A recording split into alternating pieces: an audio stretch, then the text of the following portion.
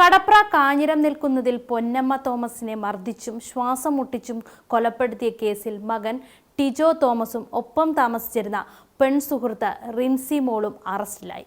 സ്വാഭാവിക മരണമെന്നായിരുന്നു ആദ്യം കരുതിയത്. മൃതദേഹം ആശുപത്രി മോർച്ചറിയിലേക്ക് മാറ്റിയ ശേഷമാണ് പോലീസിന് ലഭിച്ച ഒരു അജ്ഞാത ഫോൺ സന്ദേശം കേസിൽ വഴിത്തിരിവായത്. കഴിഞ്ഞ തിങ്കളാഴ്ച രാത്രിയിലാണ് സംഭവം നടന്നത്. ഭാര്യയുമായി അകന്നു കഴിയുകയായിരുന്ന ടിജോ കഴിഞ്ഞ 6 മാസമായി കൊല്ലം കാവനാട് സ്വദേശിനിയായ റിൻസിക്കൊപ്പമാണ് വീട്ടിൽ താമസിച്ചിരുന്നത്.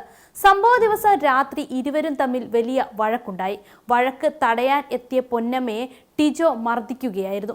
നെഞ്ചിൽ ചവിട്ടുകയും തലയണ ഉപയോഗിച്ച് ശ്വാസം മുട്ടിക്കുകയും ശരീരമാസകലം മർദ്ദിക്കുകയും ചെയ്തു.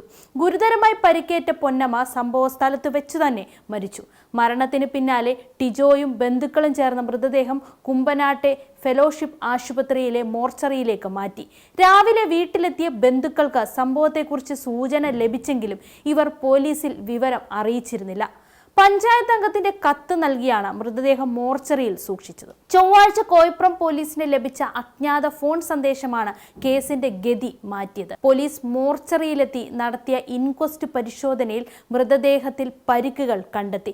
തുടർന്ന് കോട്ടയം മെഡിക്കൽ കോളേജിൽ പോലീസ് സർജൻ ഡോക്ടർ അശ്വതിയുടെ നേതൃത്വത്തിൽ നടത്തിയ പോസ്റ്റ്മോർട്ടത്തിലാണ് പൊന്നമ്മയുടേത് കൊലപാതകമാണെന്ന് വ്യക്തമായത്. പിന്നാലെ ടിജോയെയും റിൻസിയെയും കസ്റ്റഡിയിലെടുത്ത് ചോദ്യം ചെയ്തു.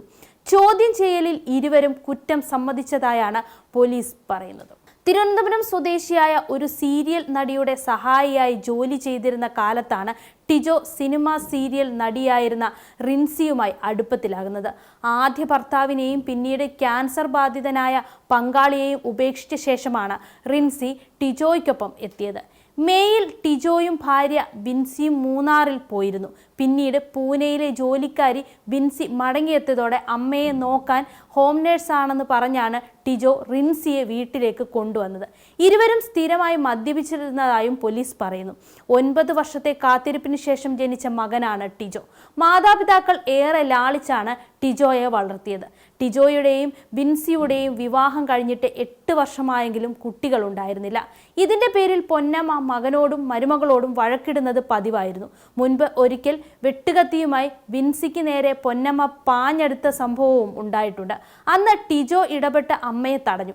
മറ്റൊരു സംഭവത്തിൽ പൊന്നമ്മ ബിൻസിയുടെ ദേഹത്ത് ചൂടുവെള്ളം ഒഴിച്ചതും ബിൻസി ഫോണിൽ പകർത്തിയിരുന്നു.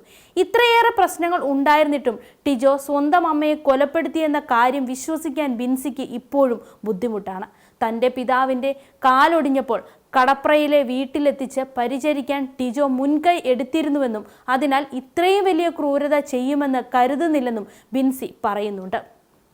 അറസ്റ്റിന് ശേഷം പോലീസ് സ്റ്റേഷനിൽ ഭർത്താവിനെ കാണാനെത്തിയ ബിൻസി അമ്മയുടെ സംസ്കാരവുമായി ബന്ധപ്പെട്ട കാര്യങ്ങൾ പറഞ്ഞപ്പോഴും ടിജോ കുറ്റം ചെയ്തിട്ടില്ലെന്ന നിലയിലായിരുന്നു സംസാരിച്ചത്. കുട്ടികൾ ഉണ്ടാകുന്നതിനുള്ള ചികിത്സ തുടങ്ങാനിരിക്കെയാണ് കൊലപാതകം നടന്നതെന്നും കേസിൽ കൂടുതൽ ശ്രദ്ധ നേടുന്ന കാര്യവുമാണ്.